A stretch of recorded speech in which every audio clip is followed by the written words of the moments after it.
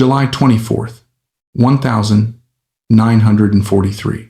Somewhere outside Hamburg, deep inside a concrete bunker, Oberfunker Klaus Hartmann leaned toward his radar screen, a calm, circular glow he had stared at 1,000 nights before. Tonight, it betrayed him. Without warning, the clean, predictable sweep of the Würzburg radar dissolved into chaos. Dots multiplied like a living organism, first by dozens, then by hundreds, then by thousands. A solid wall of green light crawled across the glass, devouring the precise tracks his operators depended on. Hartmann froze.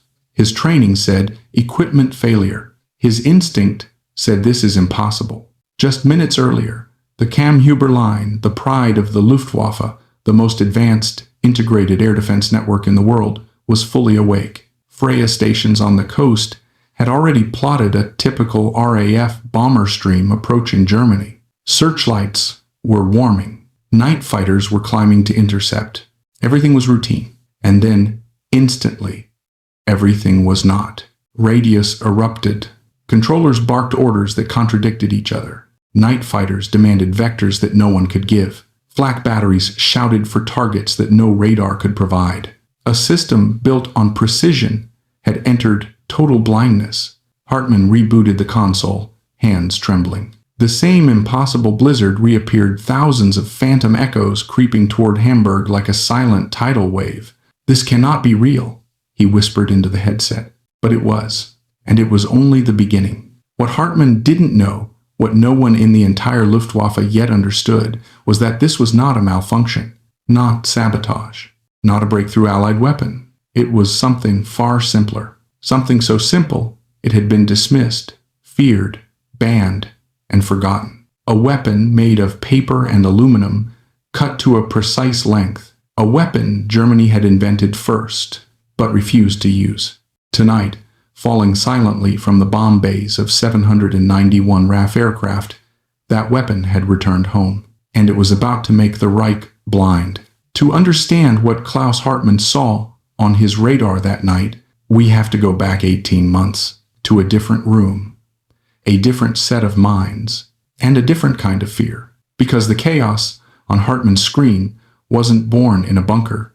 It was born in laboratories, arguments, and boardrooms, where brilliant scientists and terrified commanders stared at the same discovery and reached the same conclusion. If we use this, we destroy ourselves. In early 1942, at the Telecommunications Research Establishment in Great Britain, a young physicist named Joan Curran stood over a desk scattered with thin strips of aluminum-coated paper. They fluttered as she lifted them, shimmering like children's craft scraps, fragile, weightless, harmless. But their measurements were anything but accidental. Each strip was cut to 27 centimeters, the exact half wavelength of the Würzburg radar used by German flak batteries and night fighters. Drop enough of them from an aircraft, Curran explained, and German radar would see thousands of false echoes. Not a formation of bombers, but a solid wall of ghosts. A radar blizzard. The same blizzard that would one day make Hartmann whisper, "This cannot be real." This idea had a name. Window. The Americans called it chaff, and in Germany, scientists working independently called it Duppel.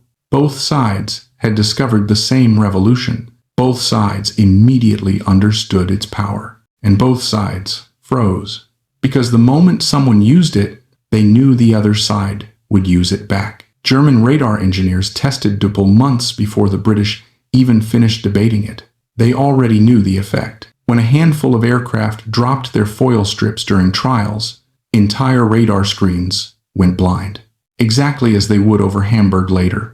Hermann Göring was personally shown the demonstration. He watched his billion Reichsmark defensive network collapse under a handful of falling paper. He didn't see a weapon. He saw retaliation. He imagined British bombers dropping Duppel over Berlin, Hamburg, Munich, cities scorched during the Blitz, now left completely undefended. In seconds, Göring made one of the most consequential decisions of the war. He banned Duppel, not delayed it, not questioned it, banned it completely. All research locked away, all prototypes destroyed. Scientists ordered never to speak of it again. The Reich had invented a weapon powerful enough to blind its own defenses, and then chose blindness over risk. Across the Channel, British scientists were facing the same crisis of imagination. Window worked perfectly on paper. Curran's calculations were flawless. Small-scale tests confirmed everything. But using Window meant admitting a brutal reality. If the Germans copied it, chain home, Britain's early warning system, the very shield that saved Britain during the Blitz, could be crippled. No interception. Cities defenseless. The British High Command spiraled into the same fear. Sir Frederick Lindemann opposed using it. RAF Fighter Command opposed using it. Anti-Aircraft Command opposed using it. Home Secretary Herbert Morrison feared a second Blitz, far worse than the first. For 18 months, Britain had the weapon that could save its bombers, and locked it away. Just like Germany, Window wasn't a weapon. It was a mutual suicide pact, a tool so terrifying that neither side dared to use it first. But wars don't care about fear. They obey mathematics. And by mid-1943, the numbers were grim. RAF, bomber losses, 5–6% per mission, unsustainable survival rates for crews. The Kammhuber Line, intercepting up to 16% of attacking bombers, German night fighters growing more deadly every month. The Allies didn't need courage to use Window, they needed desperation. A choice between certain loss and possible catastrophe. In July 1943, desperation won. The order was signed. Window would be used over Hamburg, in quantities never tested, at a scale no radar operator on Earth had ever imagined. Men in London trembled at what Germany might do next. Men in Berlin didn't even know that their own banned invention was about to return, with the force of a hurricane made of ghosts. As 791 RAF bombers roared toward the German coast on July 24th, every aircraft carried bundles of Window, 1 bundle per minute, thousands of strips per bundle, millions of false echoes descending in slow motion. The Allies weren't just dropping bombs. They were dropping blindness. They were dropping fear itself. They were about to rewrite the rules of electronic warfare, with nothing more than aluminum scraps fluttering through the night. In a bunker outside Hamburg, Oberfunker Klaus Hartmann stared at his radar screen, believing it was malfunctioning. What he was actually watching was the end of an empire's vision, and the beginning of a new kind of war, one fought not with explosives, but with deception made visible, made from paper, cut with scissors, perfected by physics, and feared by every high command that ever touched it. Midnight, July 24th, 1943. Across the North Sea, 791 RAF bombers, Sterlings, Halifaxes, and Lancasters flew in a tight formation so vast it stretched across the night like a steel river. But this time, they were not alone. Inside every aircraft, packed into canvas sacks and cardboard boxes, lay the most dangerous weapon never meant to be used: 1-pound bundles of carefully cut aluminum foil Window. At 0:57 hours, as the bomber stream crossed the German coastline, the order was given: drop Window, 1 bundle every minute. A simple command, a quiet command. A command that detonated not with sound, but with silence. And with that silence, the greatest air defense network in Europe began to die. Midnight, July 24th, 1943. Across the North Sea, 791 RAF bombers, Sterlings, Halifaxes, and Lancasters flew in a tight formation so vast it stretched across the night like a steel river. But this time, they were not alone. Inside every aircraft, packed into canvas sacks and cardboard boxes, lay the most dangerous weapon never meant to be used: 1-pound bundles of carefully cut aluminum foil Window. At 0:57 hours, as the bomber's stream crossed the German coastline, the order was given: drop Window, 1 bundle every minute. A simple command, a quiet command, a command that detonated not with sound, but with silence. And with that silence, the greatest air defense network in Europe began to die. The first bundles tumbled into the cold night air, breaking apart, scattering 27-centimeter strips in glittering clouds.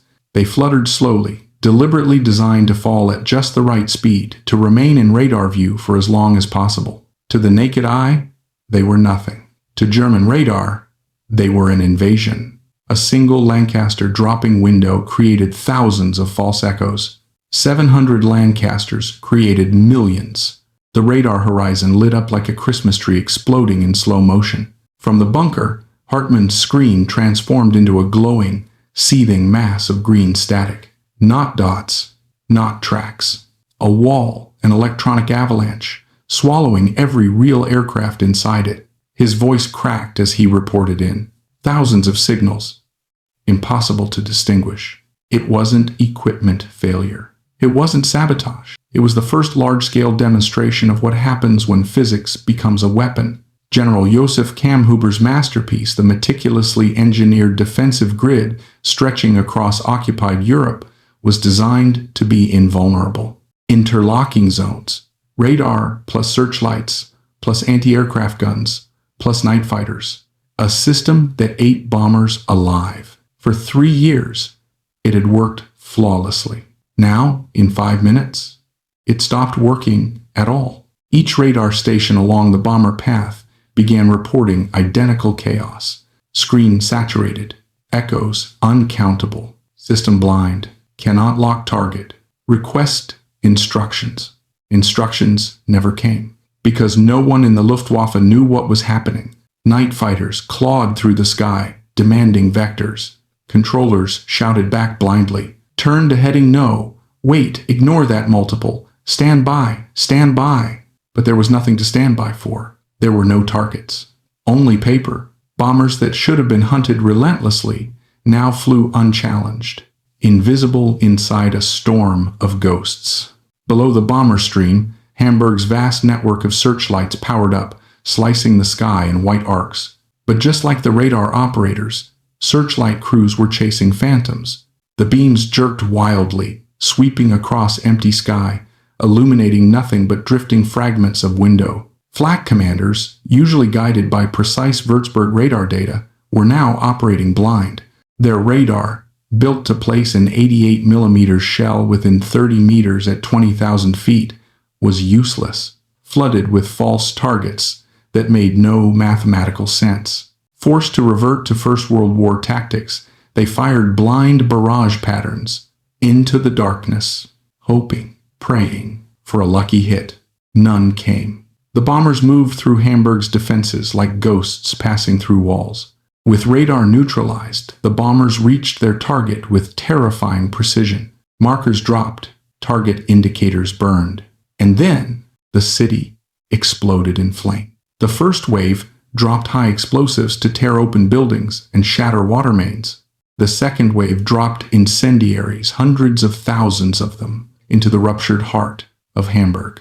Without radar-guided flak or night fighters, there was nothing to stop the attack. The city burned uncontested. Temperatures reached Babeshushidu. Winds roared at 150 miles per hour. A firestorm. A phenomenon so violent it created its own weather. Entire neighborhoods were pulled into the inferno. This wasn't a bombing raid. It was a physics event. An entire metropolis torn open and consumed by heat. In the space of hours, over 42,000 civilians died, most from fire, some from smoke, others from the storm itself. Window didn't kill them, but it removed every defense that might have prevented their deaths. For the RAF, the numbers were staggering. 780 tons, bombers dispatched. Does lost. 1.5% loss rate. Down from 5-6%. A 75% reduction in casualties. Over 2,000 tons of bombs dropped. For the Luftwaffe, the numbers were catastrophic. Interception rate dropped from 16% to 0%. Every Würzburg radar was blinded. Every Freya early warning radar was saturated. Every night, fighters sent into the air returned empty-handed. The Kammhuber Line hadn't failed. It had been deleted, erased by something that cost less than a penny per strip. In Berlin, Alarmed officers pored over radar logs and after-action reports. The conclusion hit them with the force of a hammer. This is Doppel. The British had deployed the very weapon Germany developed first. The weapon Göring banned. The weapon that could have saved Hamburg. The weapon that could have crippled British defenses a year earlier. The Reich was not only blind, it was blind because of a decision made by its own leadership. In one night, the Luftwaffe went from confident hunters to helpless observers watching their own system disintegrate. The irony was brutal. Germany had been defeated by its own forbidden invention. As the surviving RAF crews crossed back over the North Sea, few understood the scale of what they had just done. They thought they had survived a raid.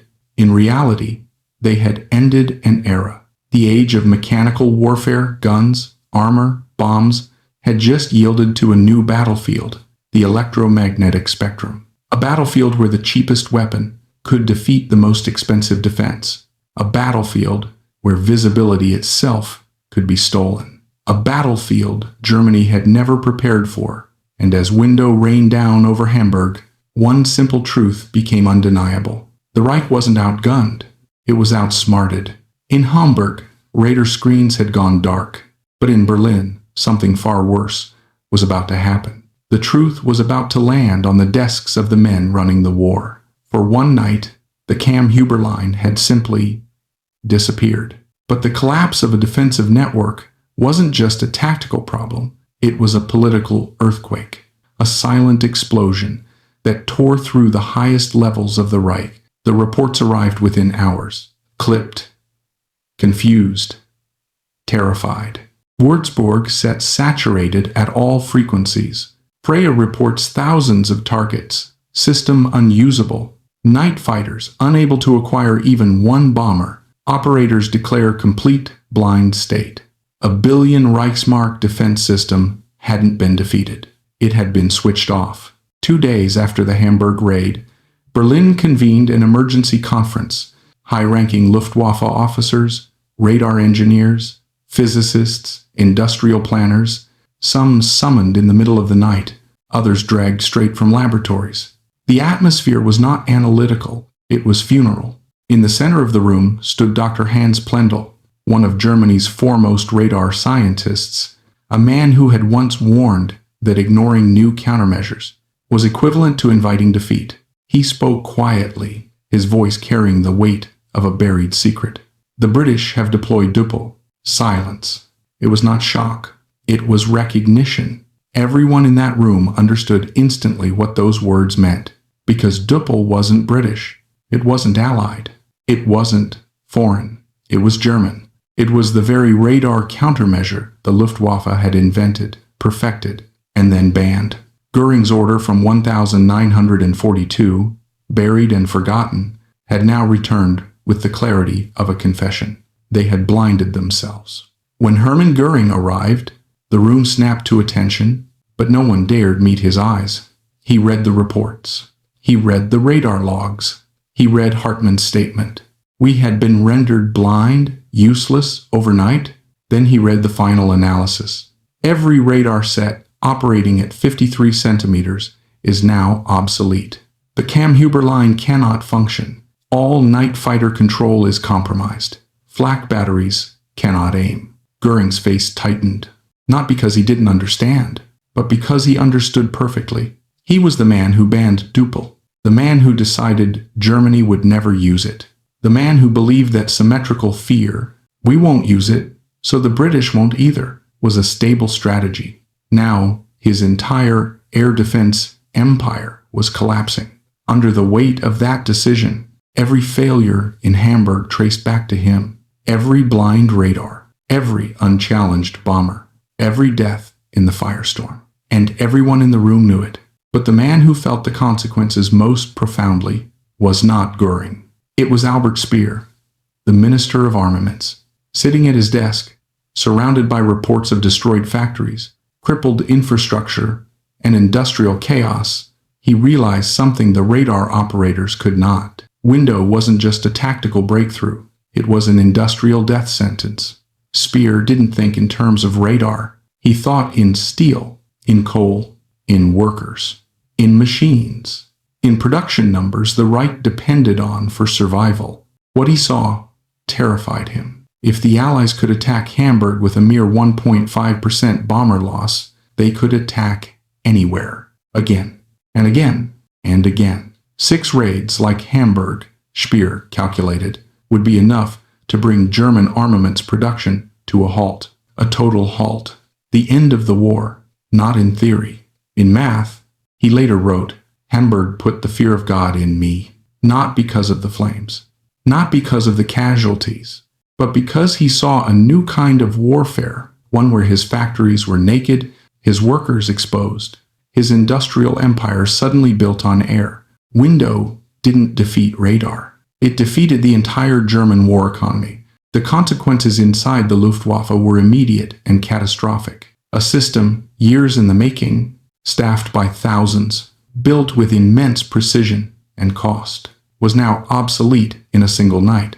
A line of steel and electronics, erased by a handful of falling paper. Pilots who once relied on exact radar vectors were now sent into the sky with no guidance, ordered to find the bombers visually. By using searchlights and the burning city as illumination, it was a return to 1918 tactics, chaotic, desperate, and suicidal.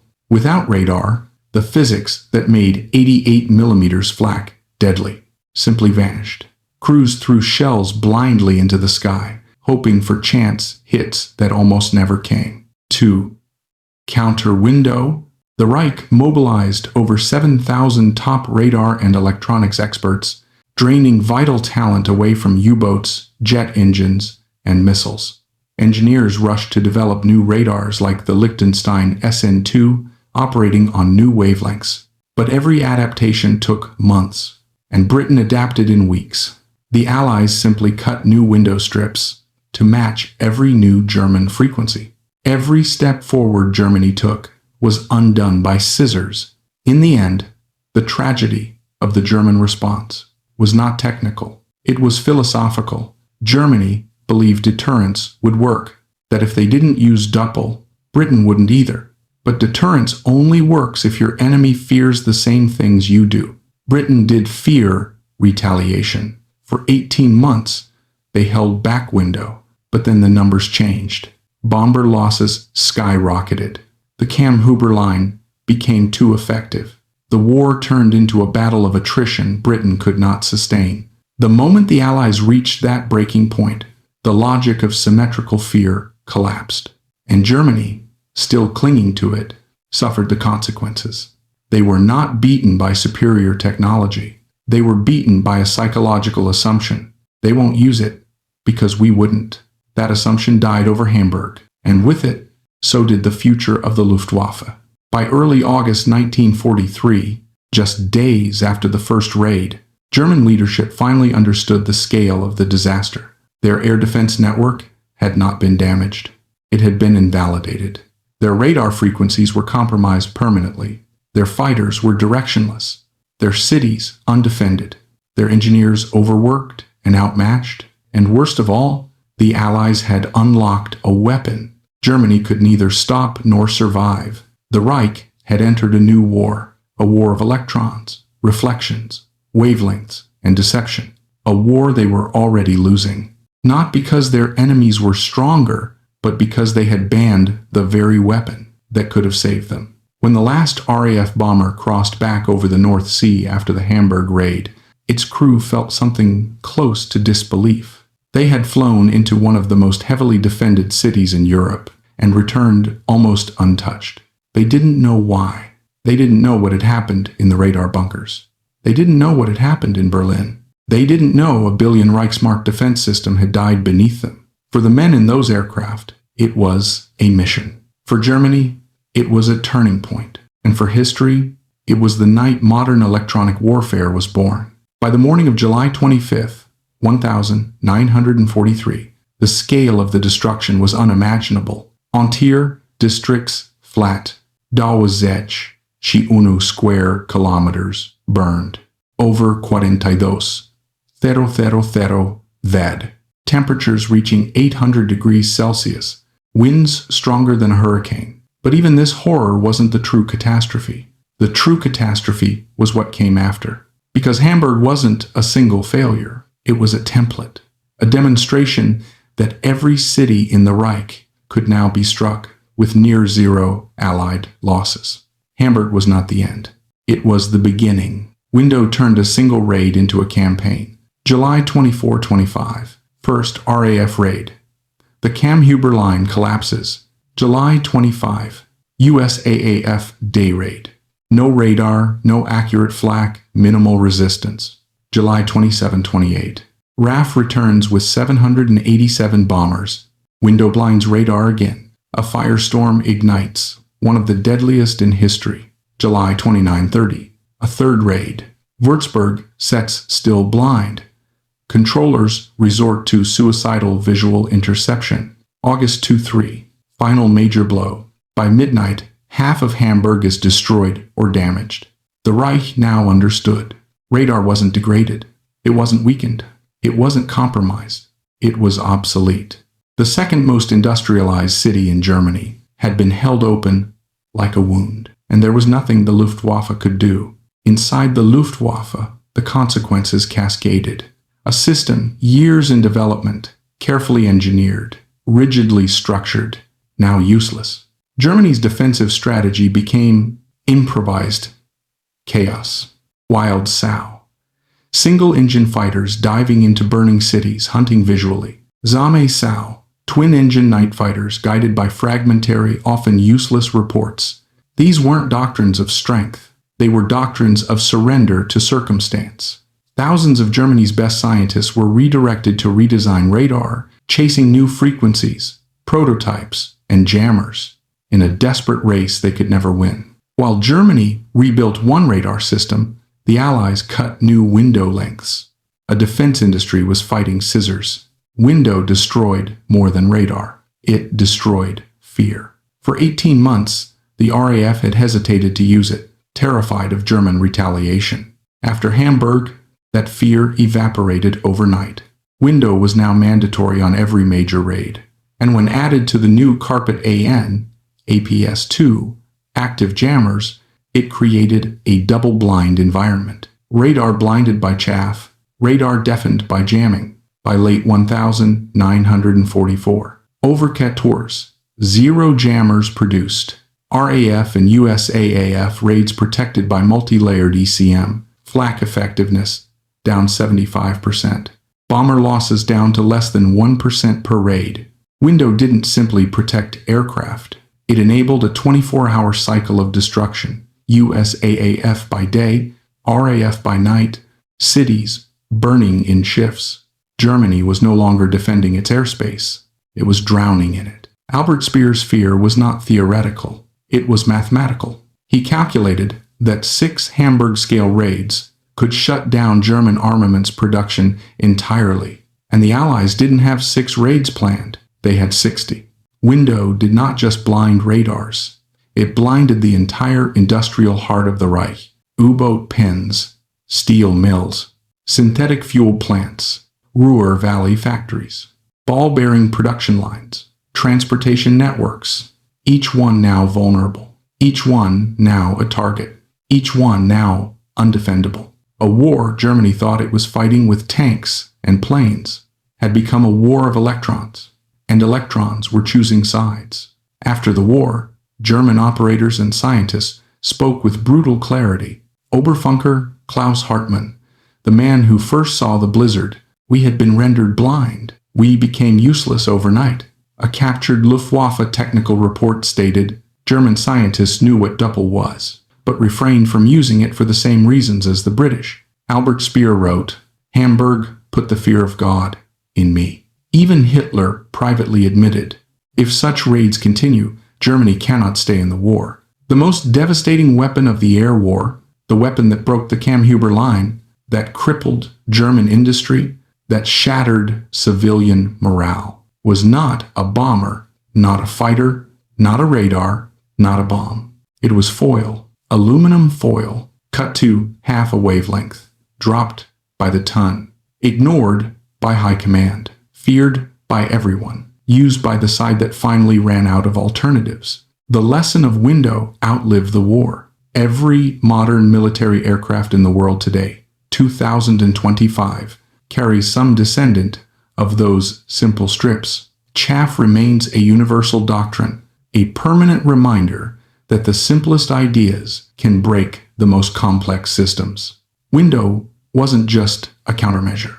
It was a philosophy. Confuse the enemy, blind the enemy, drown the enemy in data he cannot trust. The Battle of the Beams ended in Hamburg, but the age of electronic warfare began there. In that bunker outside Hamburg, Klaus Hartmann never saw a bomber, never saw a formation, never saw a single aircraft. All he saw were echoes, thousands of them, crawling across his screen like a living storm. He thought his equipment had failed. He thought the system was broken. He thought the impossible was happening. He was right, but not in the way he feared. His radar wasn't failing. His empire was. A nation built on steel and discipline was defeated by deception made of paper. A superpower armed with the most advanced radars in the world was blinded by a weapon it had invented and then forbidden. Window didn't change the war. It revealed the truth.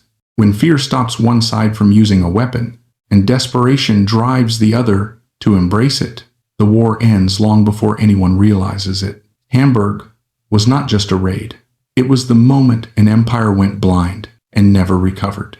Why an empire went blind and what it teaches us about power, fear, and the physics of decision, asterisk, asterisk. In the summer of 1943, over the burning streets of Hamburg, the world witnessed something unprecedented. An empire brought to its knees not by superior firepower, not by overwhelming numbers, not by industrial might, but by a handful of aluminum strips drifting silently through the night. It is easy, decades later, to view the story of Window as a technical anecdote, a clever trick, a scientific breakthrough, a moment when physics outsmarted steel. But that is not the real story. The real story is about fear, about hesitation, about the catastrophic cost of assuming an enemy thinks like you do, about how simple ideas ignored, dismissed, or forbidden can change the destiny of nations. And more than anything, it is a story about blindness. Not the blindness of radar screens turning to static, but the blindness of leaders who convinced themselves that certain dangers did not exist, because they themselves were afraid to face them. Window was not born on the night of July 24th, 1943, nor was it born in the bomber bays where RAF aircrew tossed bundles into the darkness. Its true birthplace was in the corridors of power, both in Berlin and in London, where men looked at a simple concept and saw not a weapon, not a tool, not an opportunity, but a mirror reflecting their own fear back at them. For 18 months, that fear froze both sides in place. The British made Window. The Germans made Doppel. Both sides tested it. Both sides proved it worked. And both sides refused to use it. Why? Because both sides believed the same thing. If we use this, the enemy will use it against us. It is a perfectly logical thought. It is also the most dangerous logic in warfare, because it assumes symmetry. It assumes your enemy fears what you fear. It assumes your enemy values what you value. It assumes your enemy will remain passive simply because you remain passive. History shows these assumptions are almost always wrong. The moment one side's circumstances change, the moment desperation outweighs fear, the moment the cost of inaction surpasses the cost of risk, symmetry collapses, and the side still clinging to fear is left defenseless. Germany believed Window was too dangerous to use. Britain believed Window was too dangerous to use. But only one of those nations faced a bomber loss rate so high it threatened the very survival of its air campaign. And in July 1943, Britain crossed that threshold. Fear turned into necessity. Hesitation turned into resolve. And the scissors finally cut those 27-centimeter strips that would fall over Hamburg like electronic snow. This is the first lesson of Window. Hermann Göring banned Duple because he feared what it would do to Germany's radar. He feared the possibility that the British would copy it. He feared the loss of his air defense network. In banning it, he created the very future he feared. Symmetrical fear creates vulnerability. When two sides fear the same weapon, the first one forced to act breaks the balance. The other is left holding nothing but its own hesitation. Window teaches us that fear does not prevent danger. Fear only prevents preparation. Throughout history, empires have trusted their strength to the biggest machines, the tallest walls, the most expensive weapons. Yet they are most often undone by the smallest innovations: paper, code, misinformation, a spark, a microbe, a hinge. The Kammhuber Line was a marvel of engineering. Thousands of radars, searchlights, night fighters, coordination grids, communications nets. It represented industrial might, technological sophistication, and organizational brilliance. Window was aluminum foil. One cost billions. One cost pennies. The billions lost to the pennies. The greatest vulnerability of any complex system is the simple idea no one takes seriously, especially if that idea is ignored, not because it is flawed, but because it is frightening. Germany's air defense functioned beautifully, as long as bombers behaved the way they expected, as long as radar behaved the way they expected, as long as the enemy fought the way they expected. But war rewards the unexpected. The Kammhuber Line collapsed not because it was weak, but because it had no flexibility, no redundancy, no capacity to interpret deception. When faced with a situation outside its assumptions, the system did not degrade. It disintegrated. This is true beyond warfare. Corporations collapse from ignored market disruptions. Governments fall from unanticipated crises. Relationships fail under unspoken assumptions. Individuals suffer when they cling to outdated beliefs. Rigidity creates fragility. Window did not merely blind radar. It blinded a system incapable of imagining that its foundational logic could be wrong. When Hermann Göring banned Duple, he did not destroy Germany's radar network. He destroyed Germany's ability to survive the moment the enemy used it. He made a decision that seemed safe, reasonable, protective. But errors in strategy are rarely loud. They do not announce themselves at the moment they are made. They reveal themselves later. In moments of collapse, in screams over radio channels, in radar screens glowing with impossible data, in cities burning without resistance. Germany did not lose Hamburg in 1943. It lost Hamburg in 1942, the moment Duple was locked away. Window teaches us that decisions do not disappear after you make them. They wait. They accumulate consequences.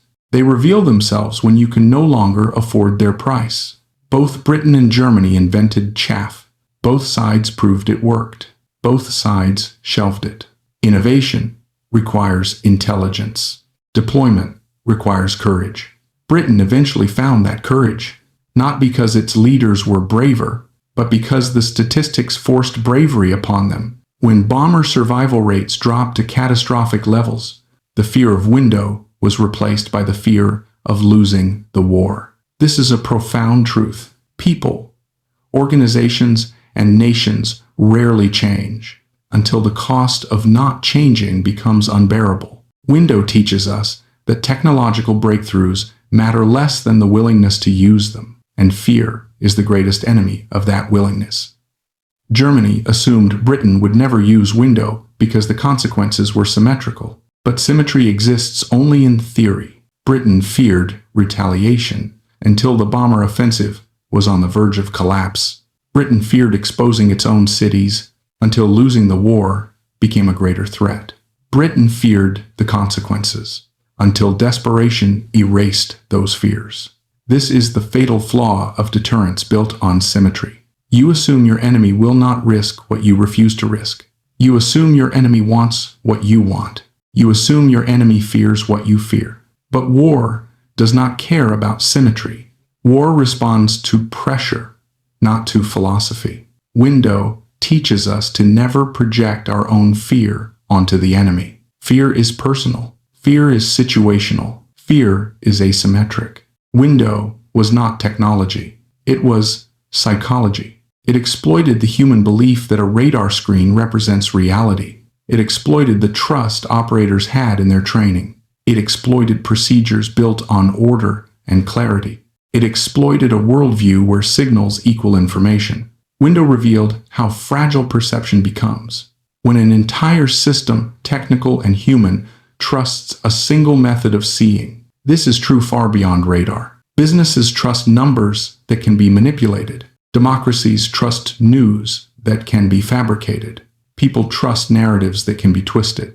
Vision is only as strong as the assumptions behind it. Window teaches us that deception, when applied with precision, can make even the clearest truth vanish behind a cloud of noise. The story of Window is the story of a technological war, decided by something that barely qualifies as technology. Complexity is slow. Complexity requires coordination, training, manufacturing, planning. Complexity breaks in many places. Simplicity moves quickly. Simplicity adapts. Simplicity survives. Window did not just defeat the Kammhuber Line. It exposed its fundamental flaw. The more advanced a system becomes, the more catastrophic its failure when its foundation is compromised. This is true in engineering, in politics, in economics, in personal life. Window teaches us that simple tools, when properly timed and aimed, can collapse entire empires built on the illusion of unbreakable structure. Germany did not lose because it lacked intelligence. Its scientists knew what duple was. Its engineers understood the threat. Its analysts warned of countermeasures. But the decision to ban duple created a delay that could never be recovered. When Window arrived, Germany's countermeasures were months behind. Its radar upgrades were half complete. Its doctrines were outdated. Its assumptions were fossilized. In war, the difference between readiness and collapse is often measured in months, sometimes weeks. The 18 months Window sat on a shelf, where the 18 months Germany never got back. Window teaches us that time lost to fear is time donated to the enemy. No German radar operator was incompetent. No engineer was ignorant. No night fighter pilot lacked courage. Germany did not lose because it lacked strength. It lost because it lacked imagination. It assumed that yesterday's success guaranteed tomorrow's survival. It trusted stability in a world shaped by constant change. It believed the enemy would think the same way it did. Britain, by contrast, embraced disruption, not willingly, but necessarily, not eagerly, but urgently. And urgency is often the birthplace of progress. Window was not a triumph of engineering over engineering. It was a triumph of adaptation over rigidity, of creativity over tradition, of simplicity over complexity. And so, in the darkness above Hamburg, an empire built on steel was defeated by a weapon built on fear. Fear finally overcome. When systems blind themselves, even light cannot save them. Asterisk, asterisk. In the bunker outside Hamburg, as radar screens turned into chaos, Hartmann reported the only truth he could understand. This cannot be real. But it was real. He was not watching equipment failure. He was watching the logical conclusion of decisions made far away, long before he ever sat down at his console. He was watching a nation go blind from a wound inflicted by its own leadership. He was watching the moment when an empire built on certainty collapsed under uncertainty. He was watching history turn because one side feared change and the other side embraced it. Window teaches us the simplest, harshest truth. The deadliest weapon in any war is the idea you were too afraid to use, and the assumption that your enemy feared it as much as you did. That night, over Hamburg, a few pounds of aluminum took away Germany's vision. But fear had taken it long before. And in that sense, the Reich did not go blind when Window fell. It went blind when it decided not to see. Why nations fail, why people ignore warnings, and why the smallest ideas change everything. Asterisk, asterisk. The story of Window does not end in Hamburg. It echoes across decades of military doctrine, political decision-making, and human behavior. Because window is more than a countermeasure. It is a metaphor, a lens through which we can examine every system that claims to be unbreakable, every leader who thinks he can control uncertainty,